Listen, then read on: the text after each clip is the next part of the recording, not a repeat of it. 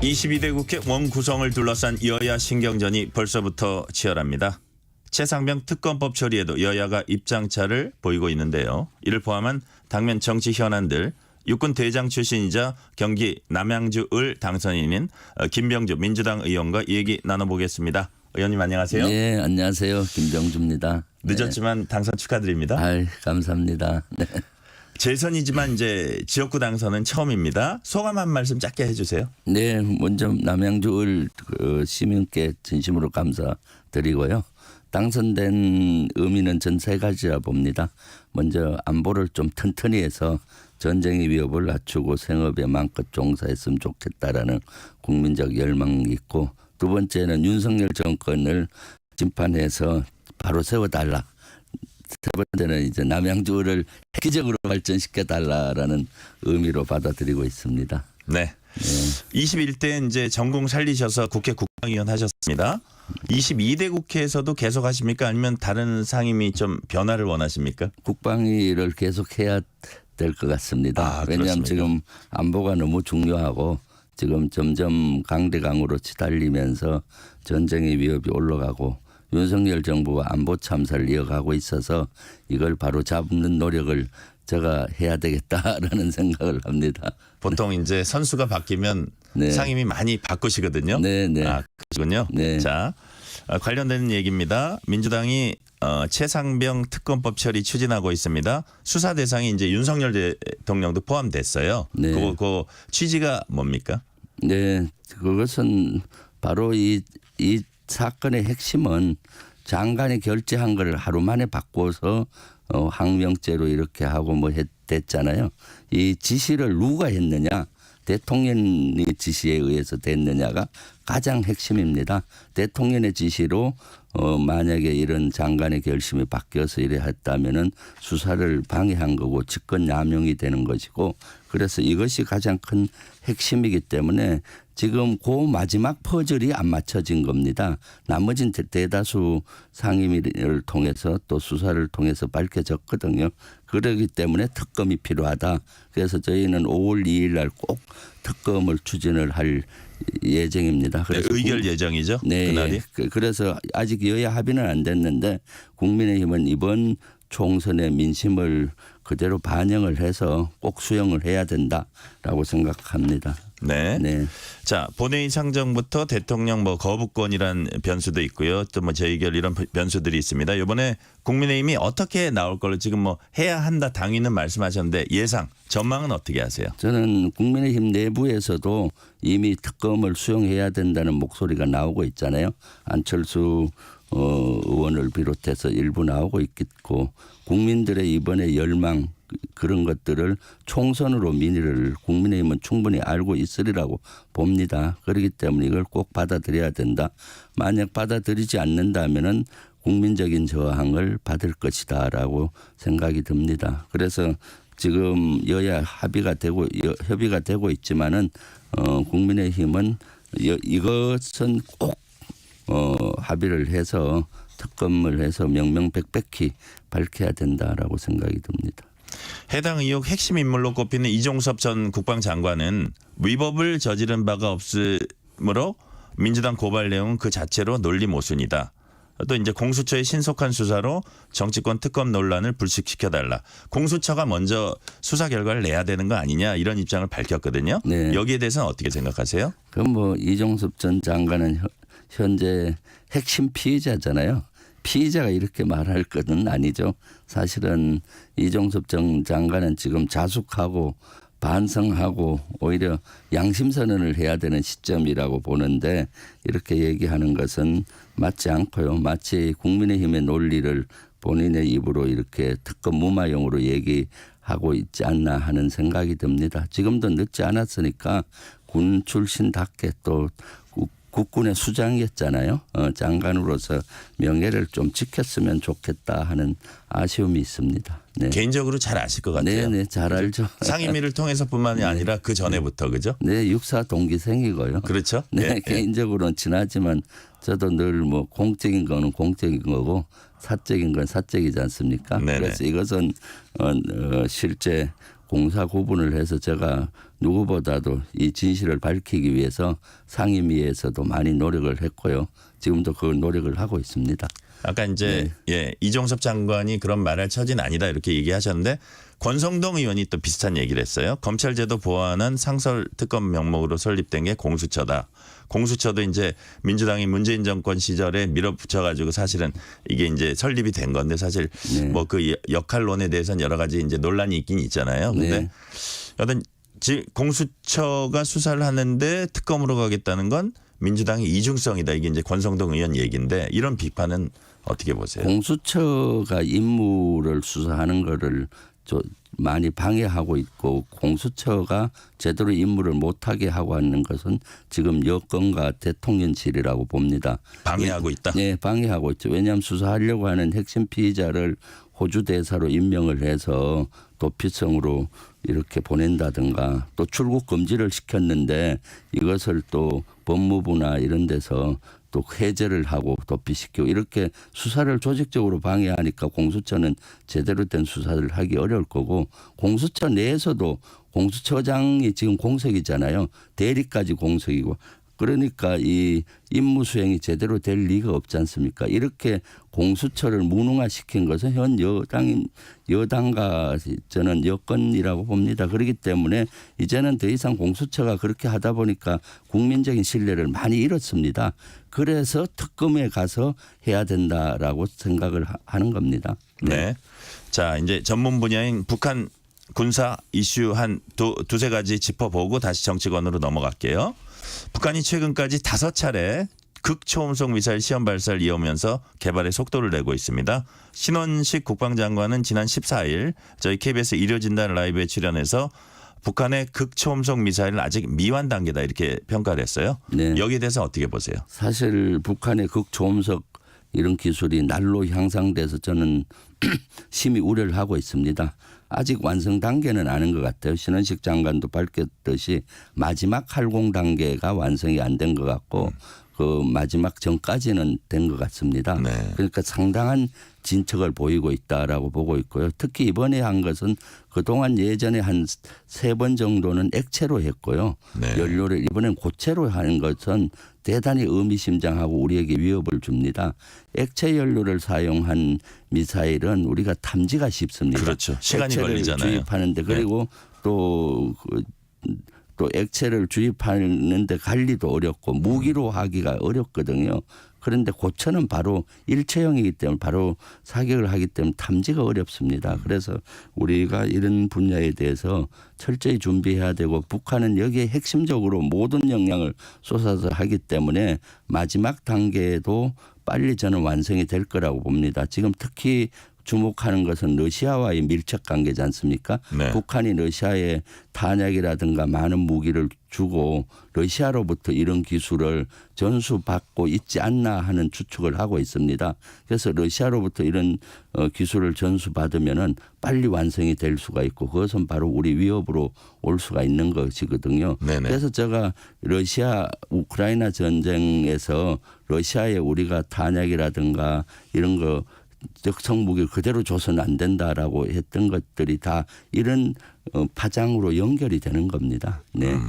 그러니까 북한은 포탄 주고 러시아로부터 아주 선진 군사 네. 기술을 전수받고 예. 그 협력이 어쨌든 한반도에 대단한 위협이 된다고 보시는 우리가 거죠? 우크라이나에 비살상 무기라든가 인도적 지원은 해왔잖아요. 우크라이나. 네네. 그런데 무기를 지원한다든가 탄약을 지원하게 되면 러시아와 완전 적대국이 돼서 러시아와 북한이 밀착 관계로 가고 그럼 러시아의 기술이 군사 기술이 북한으로 전수가 당연히 될 것이고요. 네. 그러면 북한을 강하게 만들고 그래서 그것이 부메랑이 돼서 우리에게 오는 형국으로 저는 보여집니다. 그래서 이런 것들을 계속 경계했고 그래서 전쟁국에 무기를 제공할 때는 국회 동의를 받도록 법을 발의했었는데 지금 국민의힘에서 반대해서 아직 통과가 되지 못하고 있는 형편이거든요. 네. 네.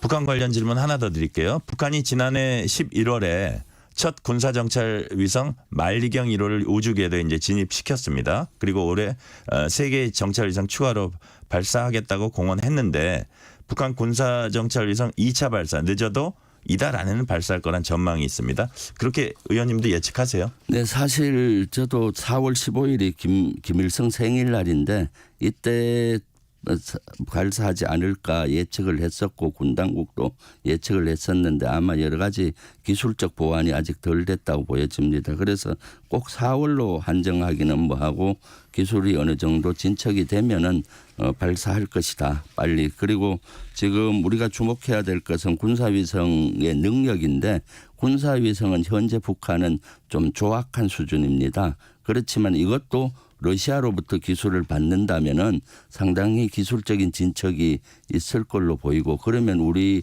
한반도를 24시간 감시할 수가 있는 획기적인 능력이 됩니다. 북한은 그동안 펀치는 있는데 사람으로 비교하면 시력이 약했는데 군사위성이 이제 고도화되면 시력이 아주 강해져서 아주 중요한 우리에게 위협이 요소입니까? 돼서 이것도 러시아로부터 기술을 받지 않을까 하는 우려를 많이 하고 있습니다. 네.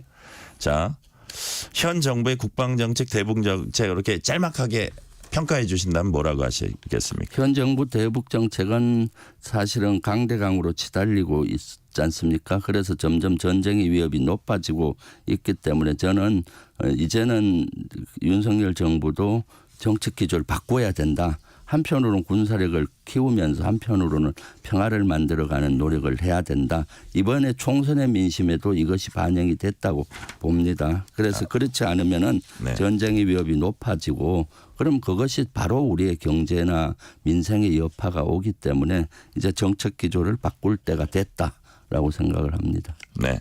대통령실이 차기 인선과 관련해서 총리와 비서실장 인선입니다. 박영선, 양정철 이런 분들을 검토했다는 일부 언론 보도가 나왔습니다.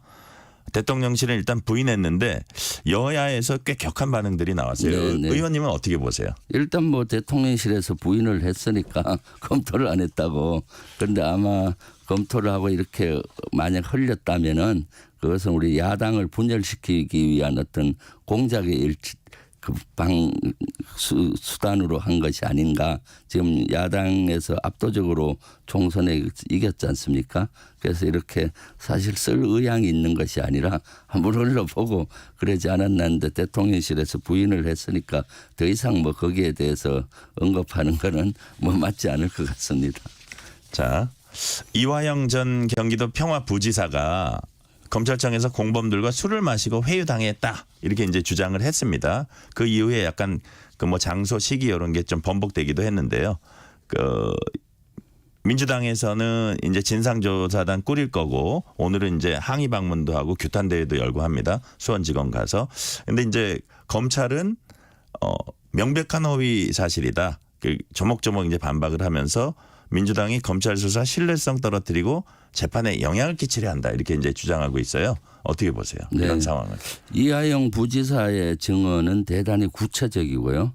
그럼 이걸 반박하려면은 검찰에서는 구체적인 증거를 가지고 근거나 이런 걸 제시하면서 반박을 해야 되는데 지금 말로만 한 것 같아요.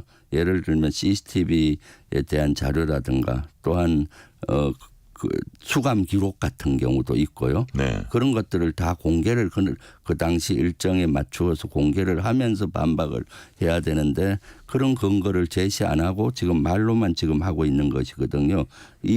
이하영 부지사의 증언은 아주 구체적이고 나머지는 그냥 거기에 대한 해명 정도인데 만약 이것이 사실이라면은 진짜로 중대한 범죄 사실이 되는 거죠. 수사를 조작하고 진술을 조작하고 그럼 또 국기문란 사건이 될 수 있기 때문에 이것을 명명백백히 밝혀야 된다라는 것이 우리 당의 입장이고 이런 것들이 밝혀져야 되는 것이죠. 네. 네. 자, 22대 원구성 협상 앞두고 국회 법사위원장이 무엇보다 뜨거운 감자입니다.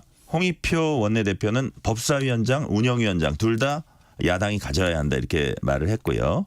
여기에 대해서 이제 여당은 강력히 반발하고 있는데 사실 관례상 운영위원장은 여당이 지금 국민의힘이죠. 법사위원장 제2당인 여당이 이제 가져왔는데 민주당이 법사위원장 가져가겠다는 논리가 뭔가요?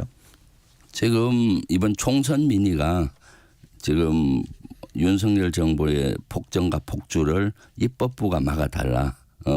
국회에서 막아달라는 것이 이번 총선 민의지 않습니까? 그런데 법사위원장을 국민의힘에서 그동안 했었죠, 이번에. 그러다 보니까 법들이 핵심 법안들이 거기서 다 막혀버리는 겁니다. 그러니까 실제 국회가 제대로 된 역할을 못하고 있는 것이죠. 그렇기 때문에 이번에는 꼭 법사위원장을 우리 당에서 해서 이러한 일이 없도록 그 행정부의 독주, 윤석열 정부의 독주를 막아달라. 그리고 운영위 같은 경우는 특히 우리 민주당이 해야 된다고 봅니다. 왜냐하면 대통령의 실책이라든가 여러 가지 의혹이 있을 때 운영위를 열어서 국회에서 그런 것들을 해소를 해야 되는데, 예를 들면 김건희 여사의 디올백 문제라든가 뭐 이런 여러 가지 문제가 있을 때마다 열어야 되는데 제대로 열지를 않습니다. 저도 운영위원으로서 국민의힘에서 위원장이 반대하고 국민의힘에 반대하니까 운영위가 거의 열리질 않고 있어요. 그러니까 국민적인 의혹들이 풀릴 수가 없는 겁니다. 그래서 운영위와 법사위는 이번에 어떤 일이 있어도 이번 총선 민심을 반영을 해서 우리 민주당에서 해야 된다. 이제 네. 국민의 뜻이고 명령이라고 저는 생각을 합니다. 이제 아까 행정폭주 말씀하셨는데 또 반대 입장이겠죠. 국민의힘 네. 입장에서는 그럼 입법 폭주가 벌어질 거다. 네. 그 국회 내에서 아무리 그 총선 민심이 있다고 하더라도 어느 한쪽에 완전히 다 몰아주는 이거는 아닐 거다, 이런 주장도 하거든요. 거기에 대해서 물론 어떻게 뭐 보세요? 그런 우려를 하는 분들도 있지만은 사실은 지금 총선 민심은 명확합니다. 윤석열 정부, 특히 윤석열 대통령의 불통과 그 여러 가지 폭주를 막아달라. 막을 수 있는, 지금 현실적으로 막을 수 있는 데는 국회밖에 없습니다. 그래서 압도적으로 범야권의 표를 몰아준 것이고, 그 뜻은 국민의 명령인 것이고, 그래서 대통령과 또 여권에서는 이것을 받아들여야 된다. 준엄하게. 그동안 갈래는 이랬다라는 것은 안 맞다고 봅니다. 갈래는 어땠습니까? 대통령은 통합과 포용하는 것이 갈래고 야당 지도자를 수시로 만나서 토의하고 하는 것이 갈래인데, 그런 정상을 다 깨버리고 비정상의 지금 정부지 않습니까? 그렇기 때문에 그런 것들은 논리가 저는 안 맞다고 봅니다. 자, 이재명 대표 연임서 또 뭐 추대론 이런 것들이 솔솔 흘러나오고 있습니다. 어떻게 보세요? 어떤 게 좋다고 보세요? 저는 뭐 지금 그런 얘기하는 거는 시기상조고요. 지금은 총선이 끝나고 민의를 반영을 해야 된다고 봅니다. 지금 민의는 지금 윤석열 정부의 폭주를 막으면서 민생을 제대로 좀 잘 살게 해달라.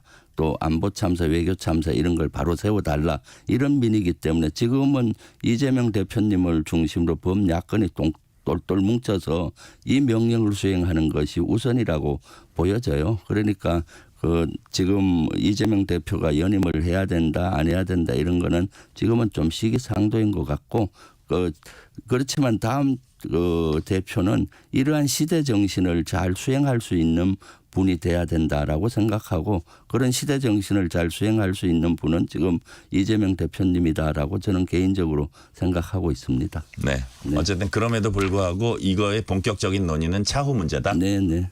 자, 조국혁신당이 원내교섭 단체 구성을 추진하고 있습니다. 민주당에서 의원을 뭐 꿔주거나 교섭단체 기존 완화해주는 방법 등이 있는데요. 이거는 어떻게 해줘야 된다고 보세요? 해줘야 된다고 보세요?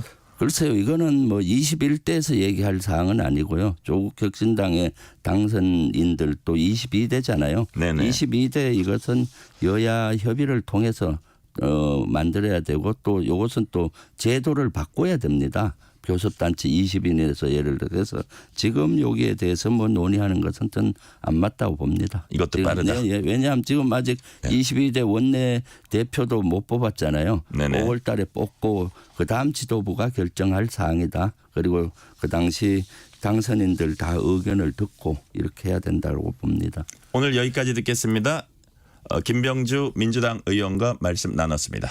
감사합니다. 네, 감사합니다.